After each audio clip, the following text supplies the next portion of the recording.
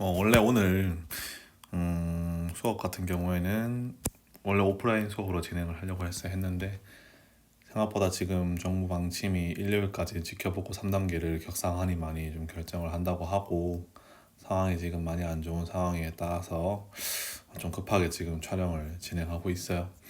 일단은 갑자기 왔다 갔다 해서 좀 미안하고 요게 지금 현재 상황이 매 시간마다 바뀌고 순간순간 달라지니까 선생님도 거기에 따라서 온라인으로 클래스를 진행하는 거에 대해서 지금 막 새벽에 이렇게 강의를 찍고 해요.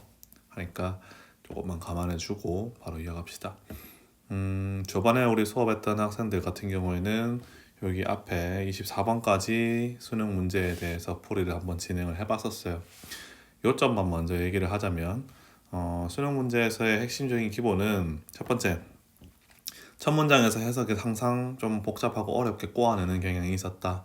그래서 첫 문장을 해석을 할 때 우리가 어떤 문제에 많이 빠지냐? 처음 딱 만났을 때 이 문제가 너무 첫 문장부터 해석이 안 되니까 처음 이 글의 소재라는 것이 명확하게 다가오지가 않고 아니면 이 글의 내용이 너무 추상적이어서 해석을 하는데 좀 답답함을 느낄 수 있어요. 거기서 이제 한풀 꺾이고 실제 해석이 들어가니까 내가 원래 하려던 대로 스캐닝을 하고 아니면 핵심적인 내용을 파악해서 글의 문단 구조를 파악하고 전혀 안 되는 거예요.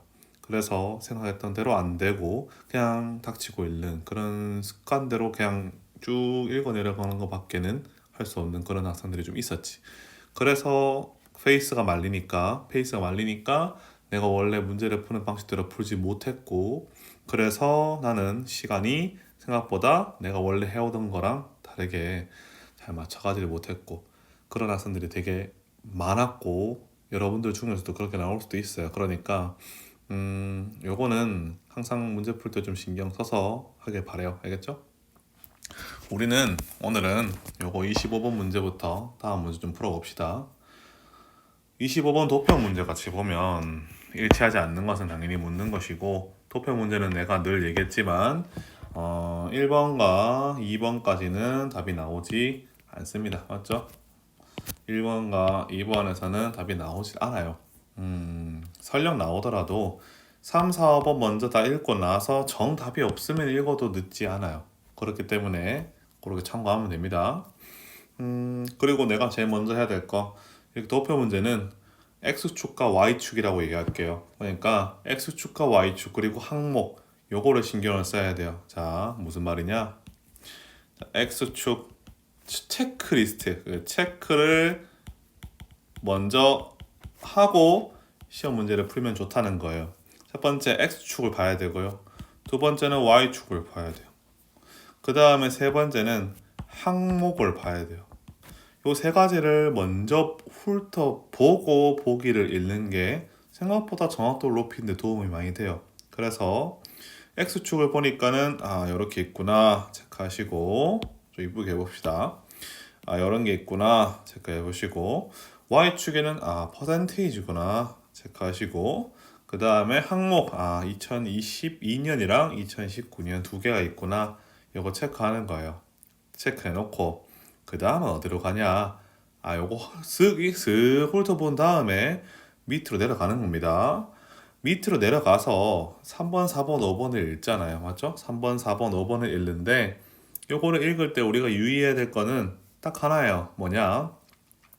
그냥 단순하게 처음부터 끝까지 해석을 하면서 읽어 내려간다는 생각을 하면 안 돼요. 알겠죠? 그러면 시간이 오래 걸리고 정확도도 떨어져요. 그래서 어떻게 해야 되냐?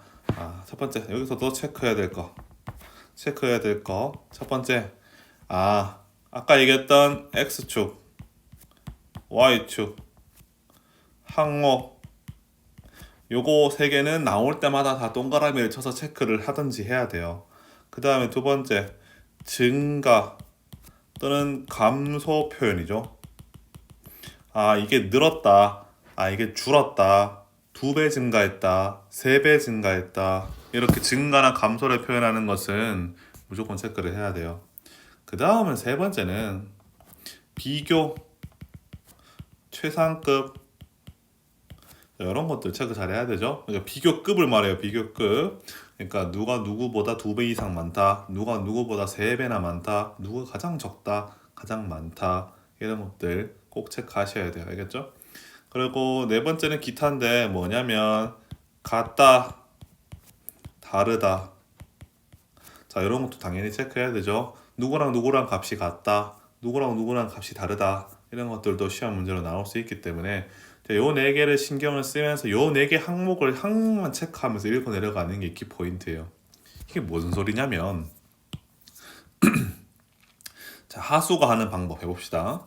이렇게 2019년에 미국은 가졌다 두 번째 큰 온라인 판매를 도매 소매 판매의 16.5% 이렇게 해석을 한다고.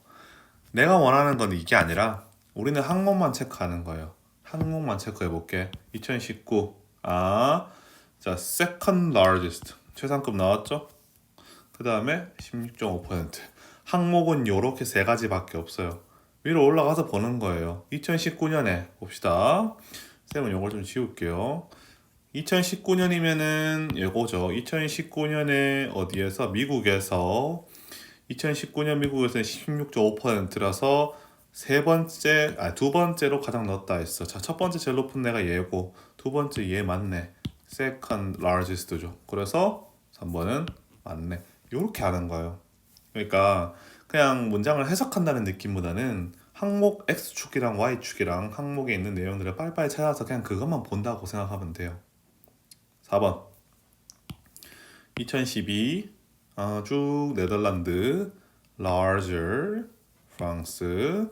자, 여기까지 끊어놓고 체크하는 거예요. 2012의 네덜란드는 더 크대 프랑스보다. 체크해 봅시다. 쌤은 이렇게 체크를 하면서 하지만 여러분들은 그냥 눈으로 쓱쓱 보면 되겠죠. 2012년도엔 네덜란드에서 얘네 맞죠? 얘는 프랑스보다 더 크다 했어요. 자, 이거 맞네요. 문제 없어요. 맞죠? 요거 문제 없습니다. 근데 반면에 리버스라고 했죠. 자, 생각해야 돼요. 리버스는 true래. 그러니까 리버스는 거꾸로니까는 어떻게 생각을 해야 되냐면 네덜란드가 더 컸다 했는데 이제는 프랑스가 더 크다는 거죠. 2019년도에 맞죠? 올라갑시다. 2019년도를 보니까 9.9, 10.9 프랑스가 더 커야 되는데 실제로 더 크죠. 그래서 얘도 맞습니다. 맞죠? 그러면 이 문장 전체는 얘도 맞고 얘도 맞아서 4번은 맞아요. 그럼 사실 조금 센스가 있는 사람이면 바로 답은 5번이에요. 왜냐면 1, 2번 답 안 되고 3번, 4번이 맞으면 5번이 답이잖아. 맞죠? 근데 불안하니까 체크해보는 거 당연히 필요합니다. 볼게요. 지우고 할게요. 보자. 스페인, 이탈리 맞죠? 이탈리 해서 less 비교급이죠. 이거 더 적은 5%보다 2012랑 2019랑 둘 다. 자, 요것만 체크하면 돼요. 올라가 봅시다. 스페인, 이탈리 맞죠? 2012년도랑 2019년도랑 둘 다죠. 그래서 자, 둘 다 모두 다 5%보다 밑이어야 되는데 자, 요 세 개는 5% 밑인데 얘는 안 그렇죠. 그래서 얘는 애초에 틀렸다. 답은 5번이다. 예상됐던 거죠. 왜냐면 3번, 4번이 맞으니까. 이런 식으로 해서 항목만 체크하면서 하는 게 좋아요. 왜냐면 이 도표 문제가 갈수록 짜증나죠. 이게 무슨 말이냐? 낚시가 많아진다는 거죠. 빨리 문제 풀고 넘어가야 되는 부분이고 반드시 맞춰줘야 되는 쉬운 문제 유형이니까 당연히 별거 아니고 그냥 단단하게 풀 수 있을 거라 생각하는데 의외로 여기 많이 틀리기 시작했어요. 언제부터냐면 작년 6월부터 많이 틀리기 시작했어. 3월 이럴 때 교육청구 요거사 칠 때는 안 틀려요 다들. 근데 이상하게 학평만 치면 틀린단 말이야. 왜 그런가 살펴보니까 요게 좀 학평에서 내는 좀 고도화된 문제들을 살펴보면 아니면 수능도 살펴보면 짜증나게 만들어놨어요. 실수를 많이 할 수 있게 지뢰를 많이 깔아놓는다든지 문장을 해석했을 때는 낚일 수 있는 것. 특히 여기서 관전 포인트. 이 문제에서 관전 포인트는 요거였어. 요 부분이었다고. 왜냐면 리버스 때문에 그래. 참 웃겨요. 그냥 사실 뭐라고 썼으면 되게 우리가 쉬웠겠냐면 그냥 뭐라고 쓰면 돼. 물론 다른 것도 이런 값들도 나와야겠지만 France 뭐뭐 in France is sorry was larger 이렇게 갔으면 돼. in 네덜란드 이렇게 그냥 간단하게 직접적으로 써도 돼. 근데 그렇게 써주지 않는다고. 왜? 이렇게 하면 여러분들 뭐 해야 돼? 생각해야 되잖아. 반대가 뭐야? 라고 생각해야 되죠. 반대가 뭐지? 라고 생각하게 되는 순간부터 뭐 해야 되는 거냐면 글에 대해서 조금 내가 좀 추론을 해야 되는 과정이 들어가야 되는 거지. 그냥 단순히 해석만 하는 게 되는 게 아니라. 그러다 보면 마음 급하면 뭐해? 반대라 생각하면 어떻게 생각하는 경우도 있냐면 2012년에는 이랬으니까 2019년에는 아니었나? 뭐 이렇게 생각을 하면 참 좋지만 그렇지 않고 좀 엉뚱한 생각을 하는 학생들도 있을 수 있단 말이야. 그런 애들은 뭐 하는 거야? 낚이는 거야. 그냥 낚이는 거죠.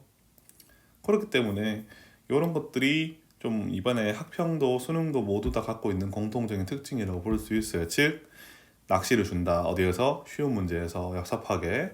그러니까 이런 거에서 낚이지 말고 하려면 뭘 해야 된다? 아까 내가 얘기했던 X축, Y축, 그 다음에 항목 거기에 대해서 체크하고 증가한다, 감소한다, 비교급, 최상급, 같다, 다르다 이런 표현에 대해서는 체크하면서 읽되 해석만 기반으로 두지 말라 했다. 요거는 알겠죠? 요거는 그런 식으로만 하면 될 수 있게 내가 좀 오랫동안 지금 붙잡고 얘기를 하는 이유는 한 번만 설명하고 말려고. 이제 요거 문제는 한 번만 설명하면 돼. 그걸로 다시는 실수를 안 하고 다시 계속 문제 풀어보는 연습을 하면 돼. 그냥 넘어갈게요. 26번 갑시다. 26번에 일치하지 않는 것인 거 체크하시. 광상 일치 문제들은 않는 거니까 내려가서 볼게. 여기서 우리가 체크해야 될 거, 내가 늘 얘기했었죠. 체크해야 될 거, 숫자, 지명, 나라명도 마찬가지입니다. 이런 것들. 세 번째, 영어 표현, 영어로 직접적으로 나와 있는 표현들, 이런 것들은 얘가 중요하다는 것이 아니라, 그러니까 중요하다는 게 아니에요. 중요하니까 이거를 봐야 된다가 아니라 얘네가 이게 글을 쓱 봤을 때, 이렇게 쓱 봤을 때 찾기 쉽다는 거예요. 왜냐면 숫자 딱 보이잖아. 지명, 나라명 적혀 있는 건 네덜란드 적혀 있으면 바로 보일 거 아니야. 영어 표현도 영어로 적혀 있는 거니까는 바로 찾을 수 있잖아. 그렇기 때문에 무슨 말이냐면 찾기가 좋다는 거예요. 찾기가. 그래서 찾기가 좋으니까 빨리 찾아서 빨리 읽어보고 빨리 맞출 수 있는 거죠. 맞죠? 그러니까 그래서 찾는 거예요. 예를 들면 이런 거죠. 20세기 시카고 대학 이런 것들 맞죠? 이런 것들이 찾기가 좋잖아. 찾기가. 그럼 여기서 좀 더 생각을 해볼게. 그러면은 이제 어떻게 이걸 뭘 어떻게 먼저 찾을 것이냐인데 쌤은 늘 얘기하지만 거꾸로 가라고 합니다. 알겠죠? 왜냐하면 5번에 가까워질수록 답이 될 확률은 높아져요. 그렇기 때문에 우리는 거꾸로 가는 게 맞습니다. 주로 그리고 위에서 보다시피 항상 본문에서의 지문 내용은 1번, 2번, 그러니까 이런 식으로 3번, 4번, 5번 요렇게 순서대로 요쯤에가 나와야 보통 일반적으로 실제로 이 지문도 그렇게 나왔겠죠. 그렇기 때문에 요렇게 나오는 특성상 밑에서부터 올라가면 편하죠. 왜냐면 5번 내용은 맨 밑에 있을 거니까 하나씩 깨부수고 얘 아니네 하고 가면 되잖아. 그렇기 때문에 요거는 항상 끝번호부터가 좀 먼저 읽어보는 것이 전략적으로 좋아요. 전략적으로. 요령. 그 다음 봅시다. 밑에 내려가서 그거 볼게. 5번 은퇴 후에 가르치는 일을 하지 않고 글 쓰는 일에 전념했다. 쓱 봅시다. 바로 나오네요. After retiring 은퇴한 후에 1952년에 나이트는 남아있었다. active 활동적으로 가르치는 것과 글 쓰는 것에서 가르치는 것도 하고 글 쓰는 것도 했어요. 근데 지금 보니까 가르치는 일은 하지 않고 아니죠, 맞죠? 가르치는 일을 했죠. 그렇기 때문에 글 쓰는 일에 전념을 하긴 했지만 가르치는 일도 전념했었기에 답은 5번입니다. 맞죠? 이런 식으로 물론 그렇게 얘기할 수도 있어. 이게 그냥 어쩌다 재수 좋게 5번이 답이 된 건데 뭐 5번이 답이 될 확률이 높다는 게 말이 되냐라고 하지만 쌤은 통계적으로 얘기하는 거예요. 주로 답이 5번, 4번, 3번에 많이 포진되어 있고 그 중에서도 5번 답이 많아요. 그래서 쌤은 늘 얘기하지만 그게 확률인 거지 맨날 항상 5번이 답이라는 건 아니야. 그렇기 때문에 먼저 그냥 5번부터 먼저 읽어보면 좋지 않냐. 그럼 밑줘야 본전이니까 그렇지 않냐 이렇게 해보자라는 얘기입니다. 알겠죠? 얘도 넘어갈게요. 27번 위에 올라가서 항상 일치하지 않는 것인 거 아니면 일치하는 것인 거 찾으시고 내려갑시다. 얘도 마찬가지 봐봐요. 뭐 30분 QR 오케이 이런 것들이 있죠. 그래서 이런 것도 헬멧도 사실 콩글리시라기보다는 실제 영어를 그냥 발음 그대로 쓰는 것이잖아. 그렇기 때문에 그대로 나오겠죠.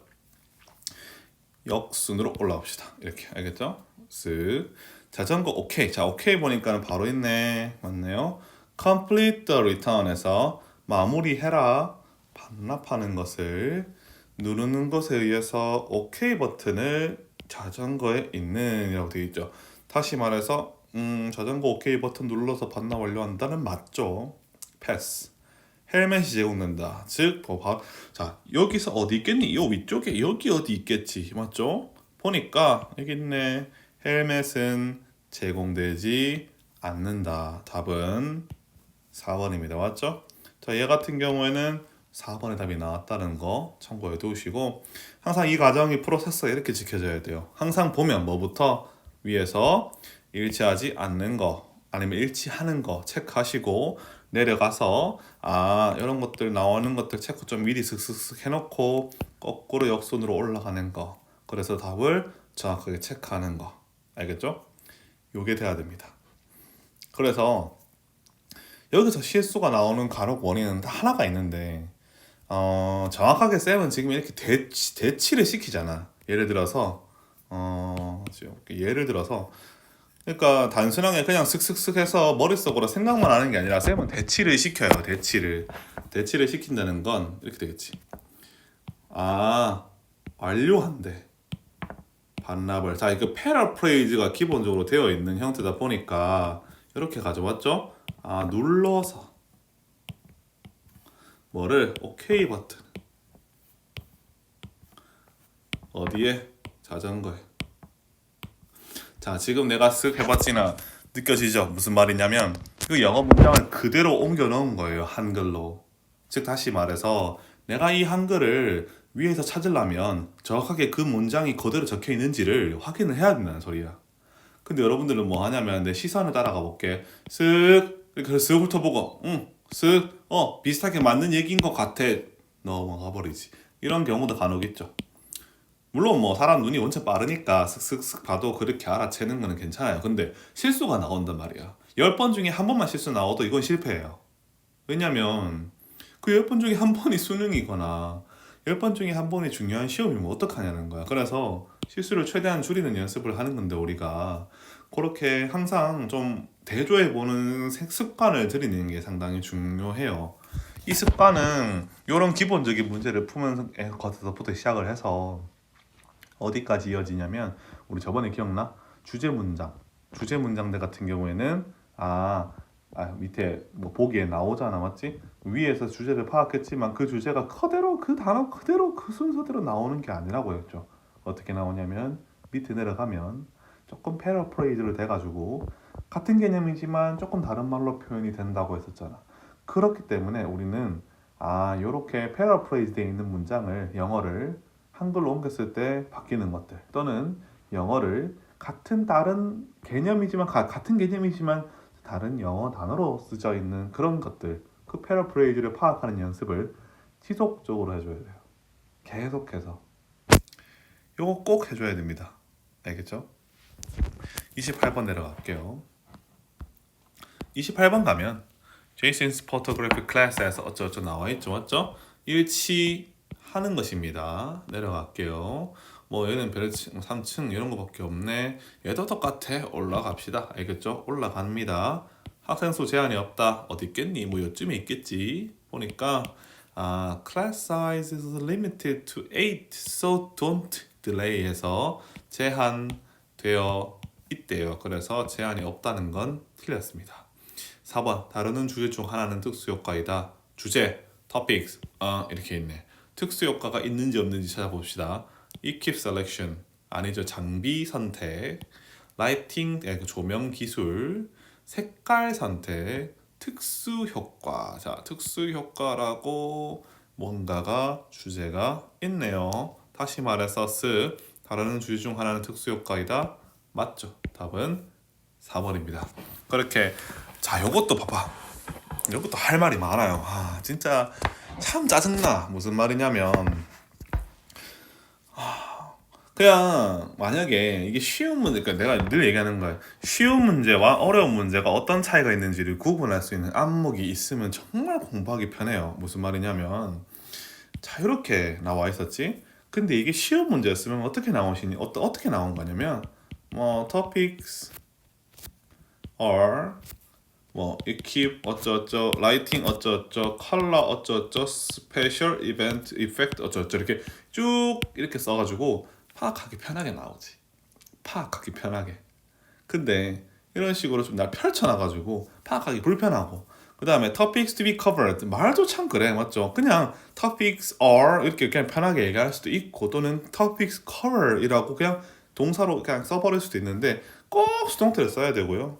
꼭 cover라는 동사를 써줘야 된다는 거. 이게 뭐냐면 그래도 너무 만만하지 않게, 그래도 너무 쉽진 않게 잠깐 약간 방지턱 같은 것들을 살짝씩 넣어주는 거라고.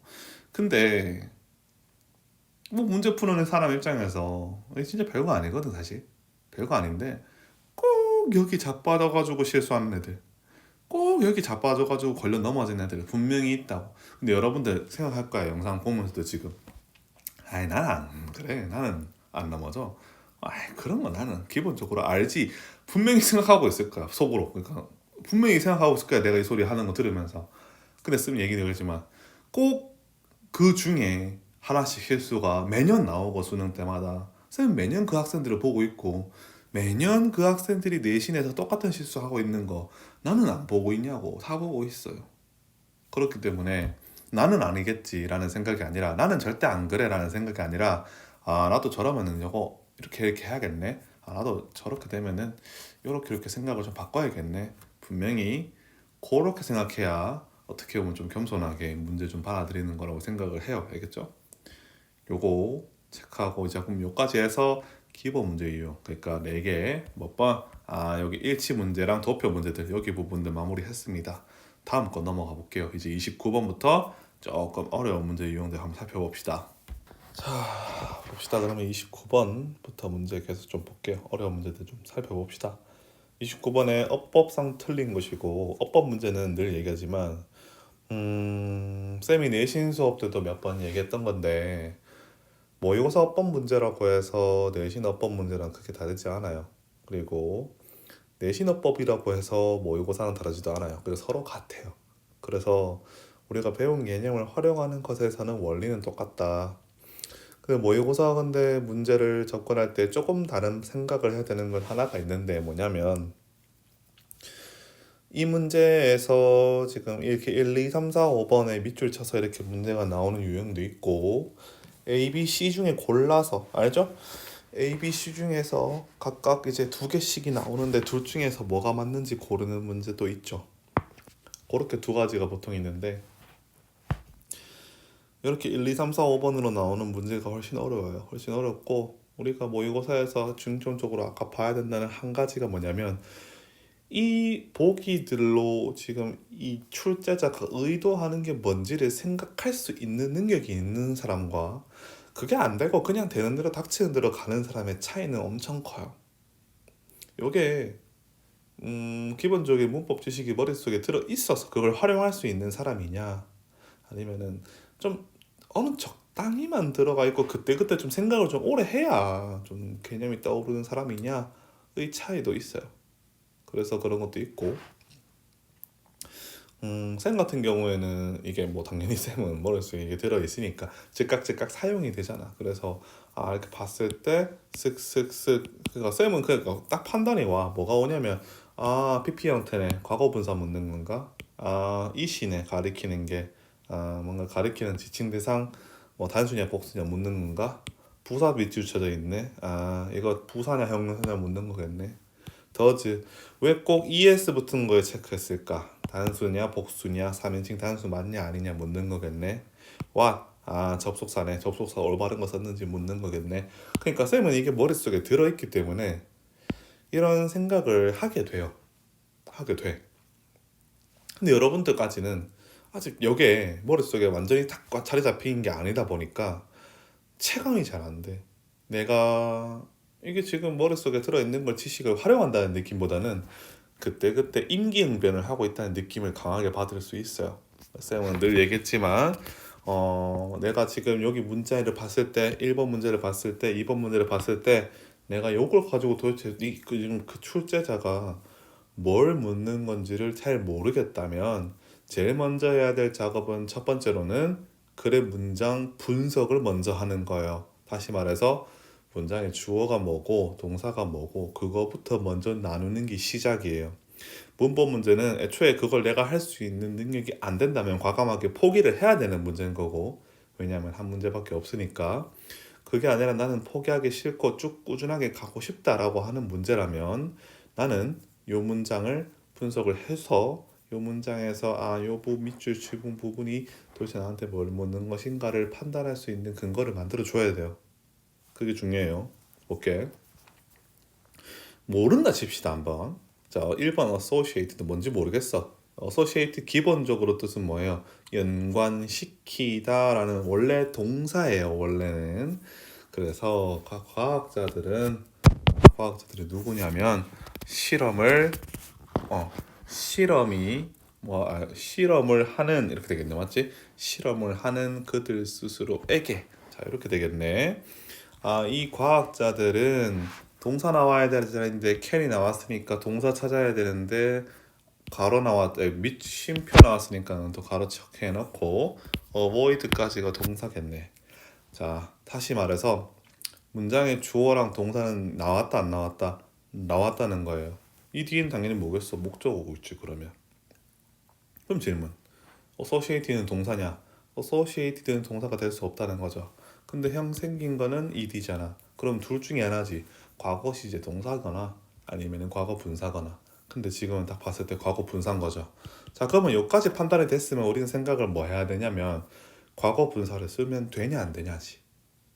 근데 지금 봤을 때 분사를 쓸 수는 있어요. 왜냐하면 동사는 이미 나왔으니까.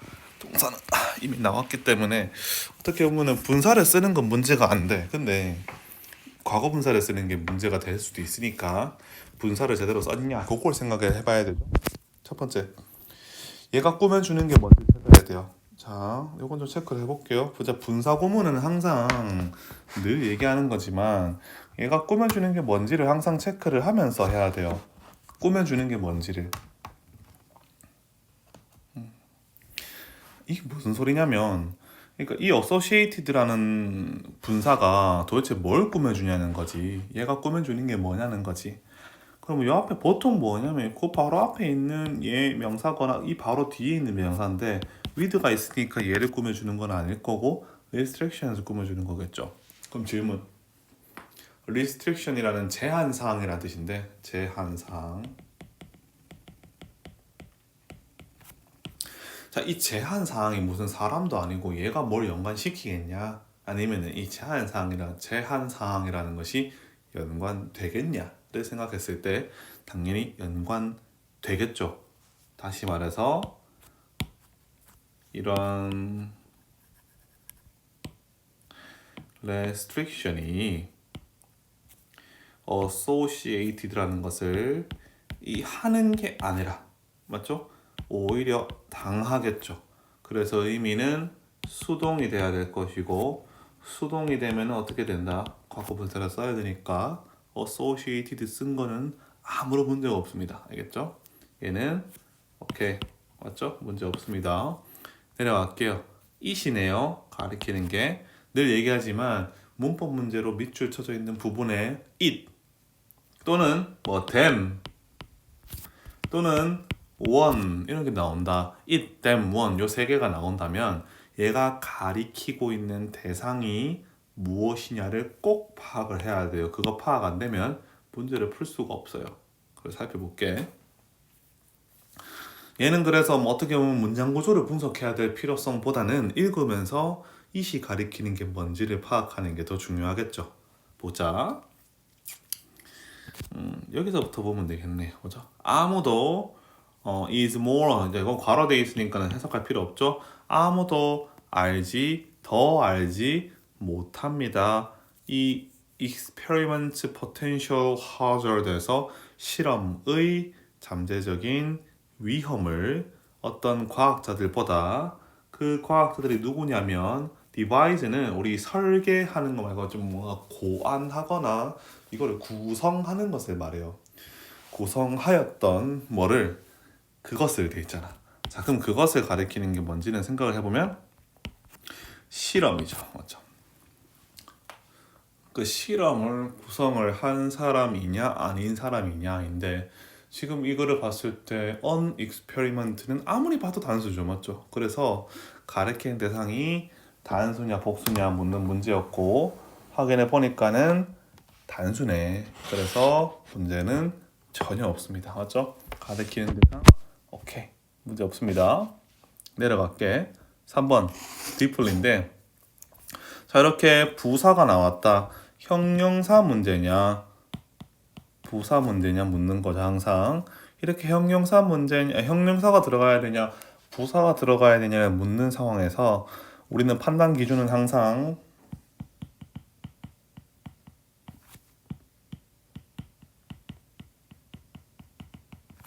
앞뒤에 뭐가 있느냐, 그게 중요해요. 그러니까 앞뒤에 도대체 뭐가 있냐, 그거를 먼저 봐야 돼요. 그게 이 문제를 풀 때 뭔가 기준이 되는 논리란 말이야. 그래서 이 deeply라고 하는 것의 앞에랑 뒤에는 뭐가 나오는지를 살펴보자고. deeply라고 부사가 나왔는데, 요거 뒤에는 뭐냐면 problematic이라고 해서 IC가 붙으면, 뭐뭐 IC가 붙으면 형용사입니다. 알겠죠? problematic 하면은 형용사예요. 즉 형용사가 왔어요. 그 앞에는 remain이라고 해서 뭐가 나왔냐면 동사가 왔네요. 다시 말해서 형용사가 오려면 그 앞이나 또는 그 뒤에 이게 꾸며주는 명사가 나와야 돼. 그래야 뭘 꾸며주는 역할을 할 거 아니냐, 형용사라는 애가. 근데 그 앞에도 명사가 안 나오고 그 뒤에도 명사가 안 나와요. 즉 다시 말해서 deep이라는 형용사가 온다면 꾸며줄 애는 전혀 없다. 근데 그거 말고 나머지 전부 다는 deeply가 꾸며줄 수 있다. remain이라는 동사를 꾸며줄 수도 있고, 또는 problematic이라는 형용사도 꾸며줄 수 있어요. deeply는. 왜냐하면 부사는 명사 빼고 다 꾸며주니까. 그래서 deeply의 역할은 충분히 하고 있습니다. 그렇기 때문에 3번도 문제가 전혀 안 돼요. 자, 지금 이 내용들이 전부 다 우리 학교 내신, 중간고사, 기말고사 내신 대비 했잖아. 그때는 안 했냐고. 이거 내용 했단 말이야. 그때도 계속 해왔던, 그때도 계속 다뤄왔던. 생각해봐. 우리 과거 분사, 현재 분사, 그리고 과거 분사 들어가는 거랑 과거 시제 동사 들어가는 거랑 구분하는 거는 얼마나 열심히 했노. 물론 뭐 맞추는 사람도 있었고 들었던 사람도 있지만, 이 내용에 대해서는 얼마나 많이 연습했냐고. 여름방학 때 우리 기억나요? 분사 구문 열심히 문제 풀었던 거. 그래서 했던 거야. 그래서 그 다음에 지칭하는 대상, 가리키는 대상 같은지 다른지 찾는 거는 뭐 쎄빠지게 한 거고. 쎄빠지게 맨날 쌤 뭐라고 했어요? 이게 뭔데? he가 뭔데? it이 뭔데? them이 뭔데? they가 누군데? 맨날 물어봤잖아. 그게 왜 그러냐면 이것 때문이에요. 이것 때문에. 다음 계속 보면 4번에 does 나왔네. 자, 이렇게 동사에 체크되어 있으면 항상 문장 분석을 해야 된다고 생각을 하세요. 알아서 자동적으로. 문장을 어디서 시작하는지 보니까 여기서부터 시작을 하네. 그럼 knowing부터 체크를 해야겠네. knowing부터 봅시다. 얘가 주어겠네. 동명사네. 근데 ing 붙었으니까. 그 다음에 that이 나왔으니까 가로칠게. it exist에서 대절 안에 주어 나오고 동사 나왔네. 그 다음에 다음 동사 나오네. 그럼 여기서 끝났죠, that은. 자, 그럼 질문. 주어는 knowing. knowing은 뭐네요? 3인칭 단수가 맞죠.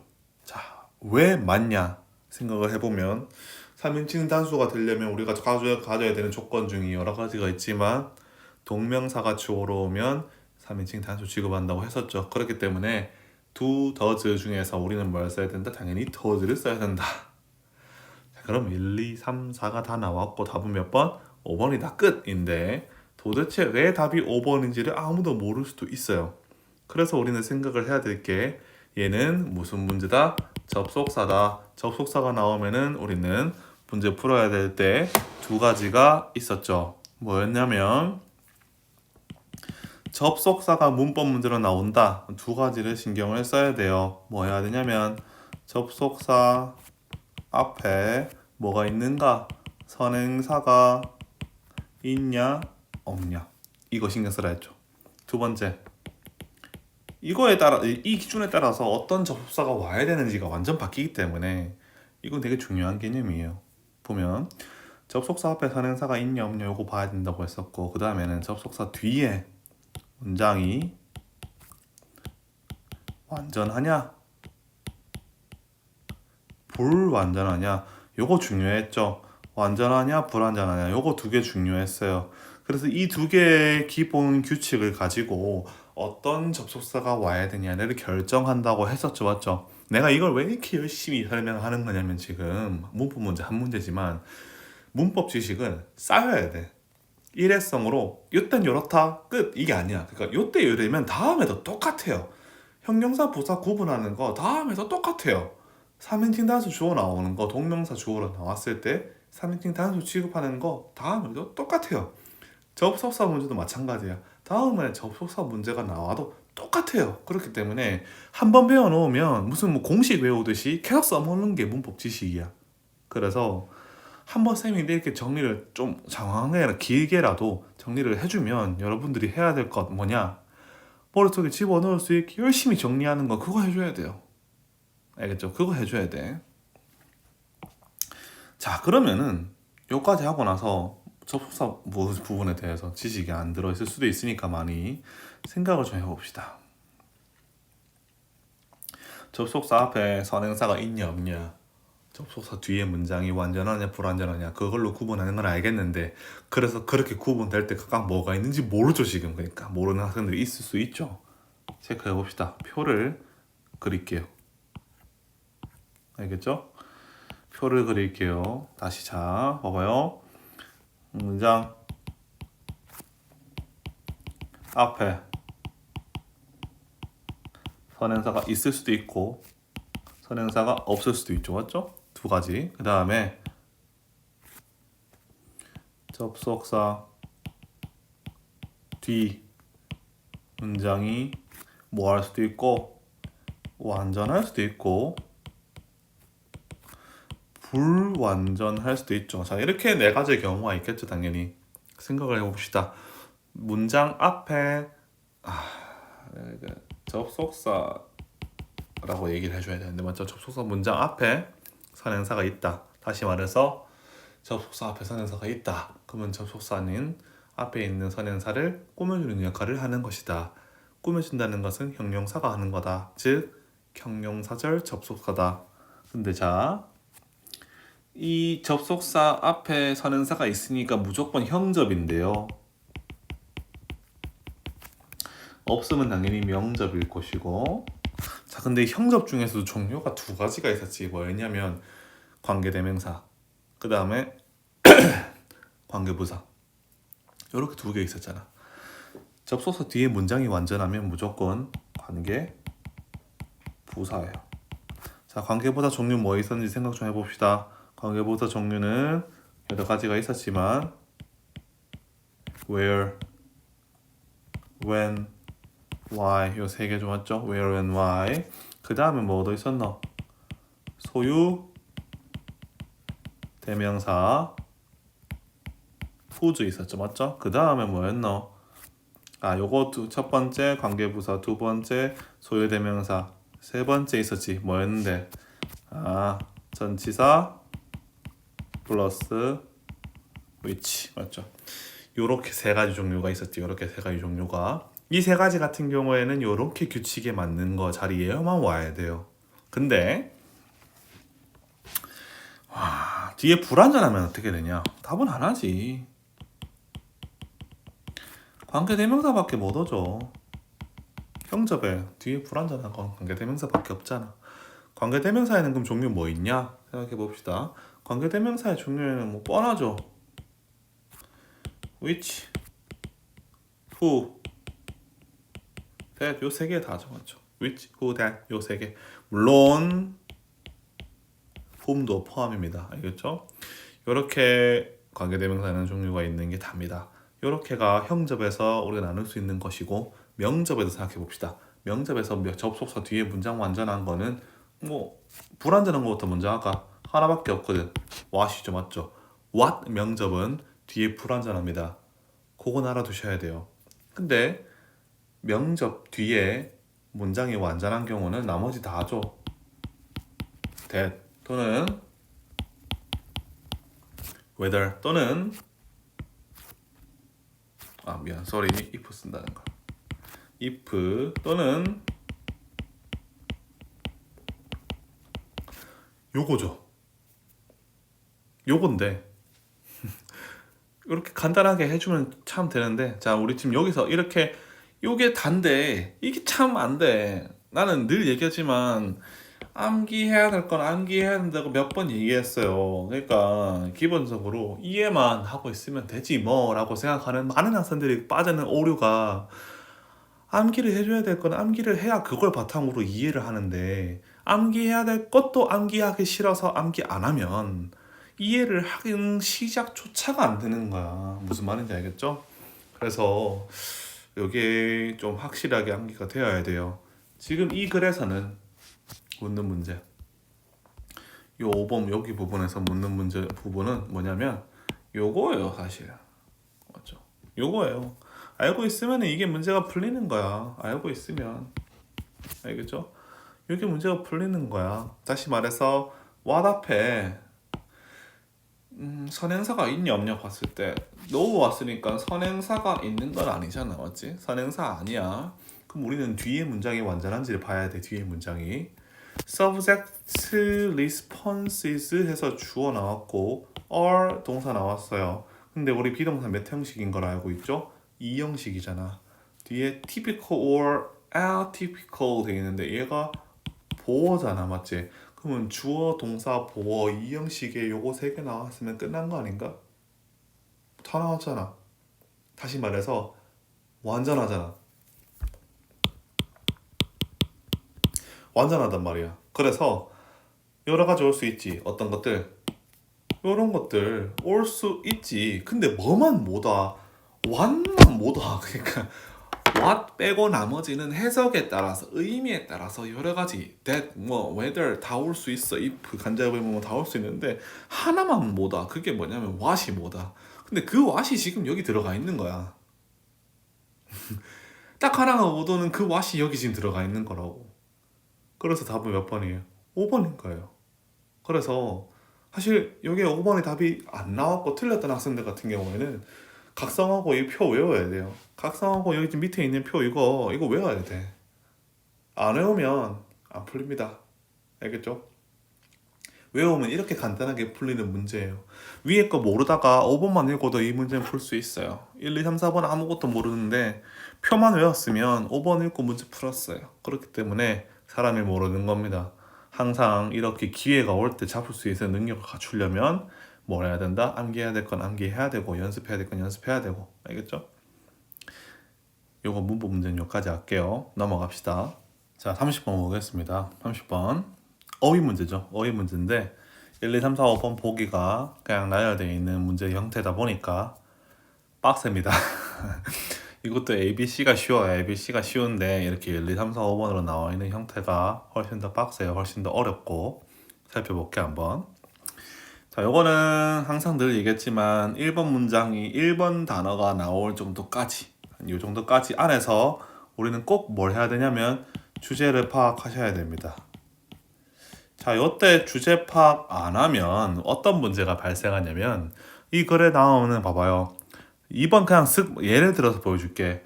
반대가 발생했다 했는데 뭔지도 몰라. 그러니까 이게 반대라는 것은 기본적으로 원래 개념이 있고 그 반대여야 되는데 원래 개념도 모르면 그 반대는 어떻게 하냐고. 그러니까 절대 안 돼.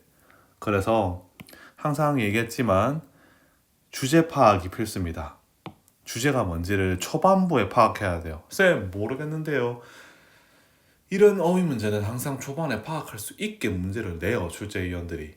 파악을 못했다면 첫 번째 내가 해석이 안 됐거나 두 번째 내가 추론을 제대로 하지 못했거나 둘 중에 하나입니다. 그래서 절대 주제를 안 주지 않아요. 그래서 꼭 명심하세요. 보자. 그러니까 자 어떻게 밴드웨건 이펙트 이게 뭔지 모른다고 칩시다. 어떻게 밴드웨건 이펙트라는 것이 발생하는지는 나타나집니다. 묘사됩니다. 역사에 의해서 측정하는 것의 속도를 비츠 맞죠? 자 우리 소재가 나왔네요. 밴드 자 이까지 이렇게 체크하면 안 되겠지. 이렇게 체크를 해야 되겠지. 어떻게 밴드웨건 이펙트가 일어났는가? 이게 이 글에서의 핵심 소재입니다. 맞죠? 핵심 소재.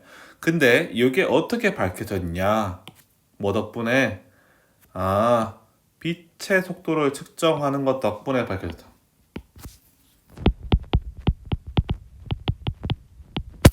이게 이 글의 핵심적인 주제예요. 맞죠? 왜냐하면 자 계속 보자. 왜냐하면 이 속도, 빛의 속도죠. 맞죠?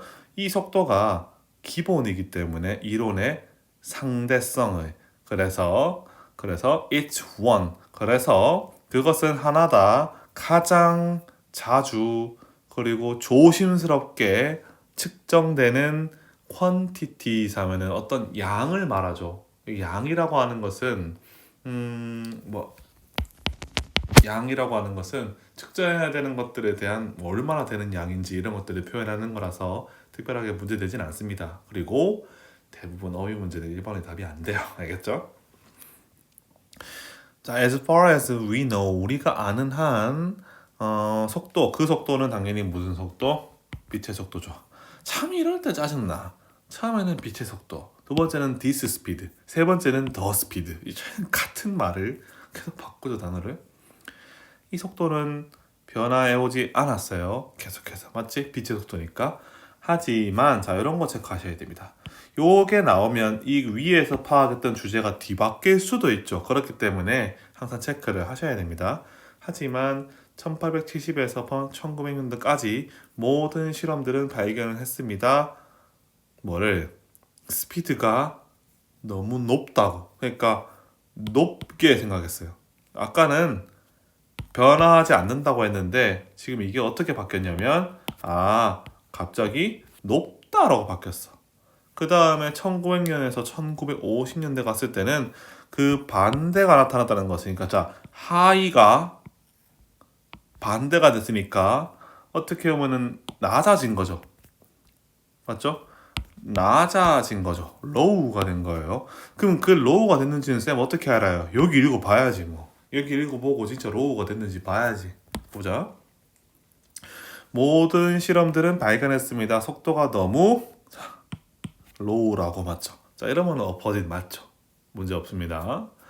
This kind of error. 자 그러니까 언제는 빛이 빨랐고 언제는 빛이 속도가 느려요. 말이 안 되죠, 맞죠? 이러한 종류의 뭐는 오류는 쉼표 나왔고 쉼표 나왔으니까는 꾸며주는 거죠. 그 에러가 뭐냐면 결과가 항상 어떤 측면에 있는 진짜 실제 값에 맞죠? 이러한 종류의 오류는 불립니다. 뭐라고? 편견이라고. 편견이라는 건 사실 어떻게 보면 좀 우리가 보통 알고 있는 그 편견이라는 거랑 비슷하게 될 수 있겠죠. 그래서 그것은 아마도 발생한다. 자 여기서 그것이라는 건 당연히 편견을 말하는 거겠죠. 그것은 발생합니다. 왜냐하면 계속해서 실험자들이 뭐하기 때문에 무의식적으로 adjust, 조정하기 때문에 그들의 결과를 맞추기 위해서 what they expected, 그들이 희망하는 또는 예상하는 것에다가 찾기를 말하죠. 그러니까 자기가 찾고 싶은 거랑 은연중에 맞아 들어가기를 바라는 마음이 조금 녹아들어서 그렇다는 거죠. 지금 이거에서 얘기하는 건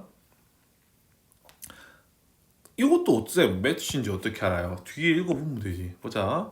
만약에 결과가 맞아 들어간다면 그들이 예상했던 것과 자 요거 맞아 들어간다면 그들이 예상했던 것과 자 맞아 들어간다면 그들이 예상했던 것과 똑같은 구조죠 지금. fit, 매치, 의미 유지됩니다. 맞죠? 그 말이 그 말이죠. 매치도 그렇고 fit도 그렇고 맞아 들어간다, 맞추다라는 의미를 가지고 있으니까. 그렇기 때문에 3번도 문제가 전혀 없습니다. 그래서 볼게요. 만약에 결과가 맞아 들어가지 않는다면 they threw it out. 그들은 던져버립니다. 그 결과를.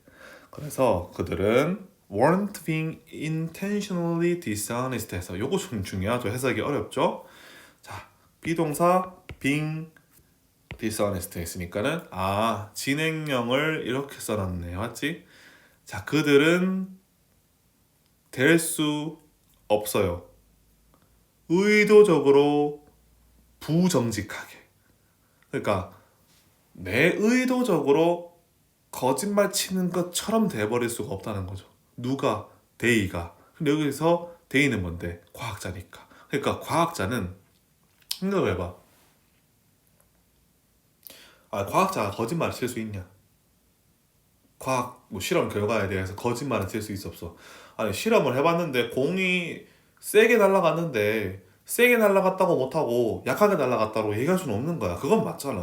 과학 현상에 대해서 거짓말을 칠 수 없어. 공을 떨었는데 밑으로 내려갔잖아. 근데 위로 올라갔다고 얘기할 수는 없는 거지. 맞죠?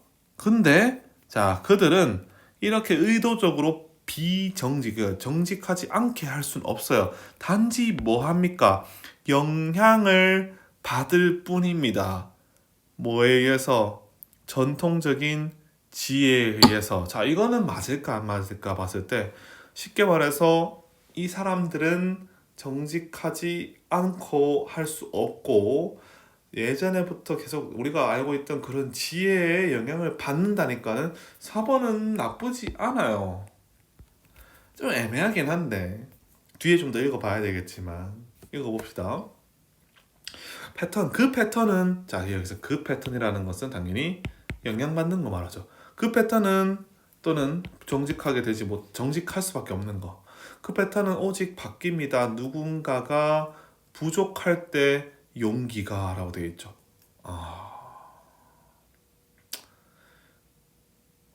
용기가 부족할 때 to report 보고하는 실제로 측정되는 것을 뭐 대신에 그들이 기대되는 것보다 맞죠. 그러니까 예상되는 거는 이건 뭐냐면 과학자들이 보고 싶은 거야.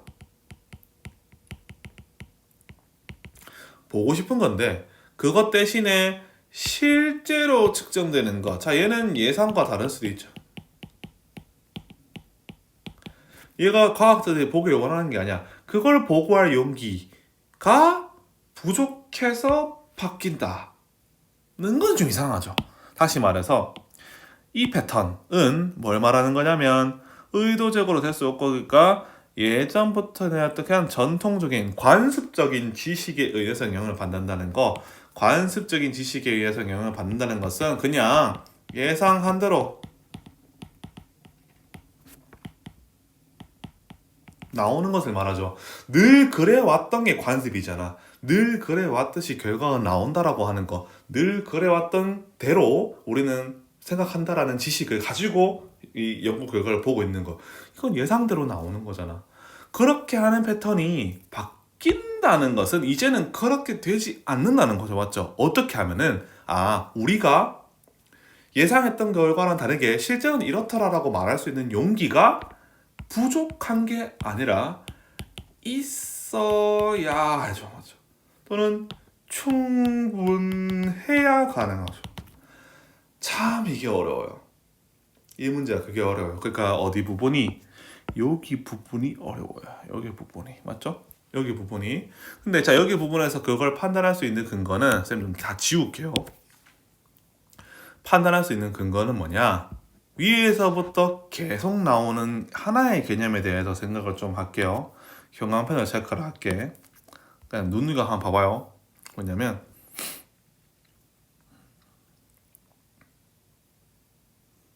어디였지? 자, 편견 맞죠? 편견이라는 게 발생해요. 편견이라는 게 발생하는데 언제? 아, 결과를 조절하죠. 뭐 하려고?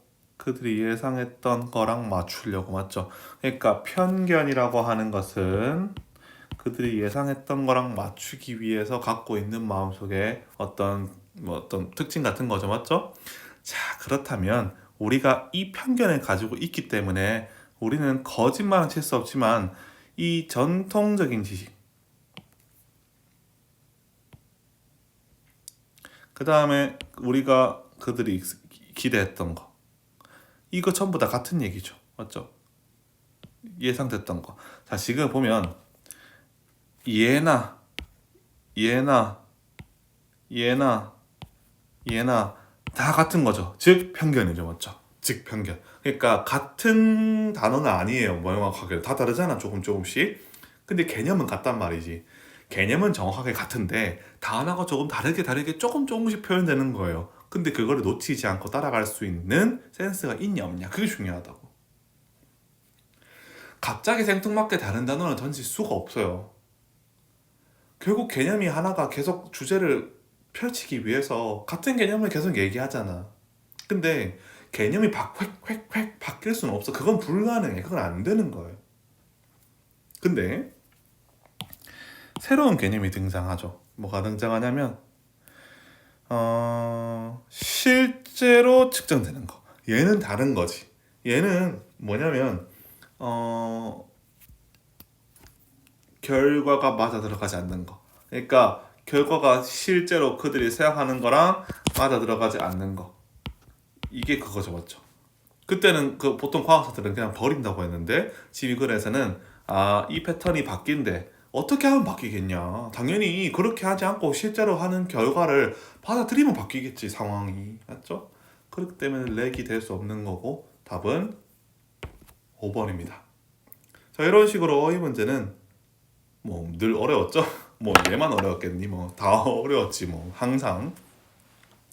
근데 여기서 풀 수 있는 센스가 있냐 없냐를 결정하는 기준은 뭐냐면 늘 얘기했지만 쭉 내려가면서 뭐예요? 개념은 같지만 다른 단어들에 집중해라. 알겠죠? 개념은 같지만 내용이 다른 단어들, 여기에 집중하라고 했어요. 이거 신경 쓰면 여러분들 문제 푸는데 문제 없어요. 진짜예요.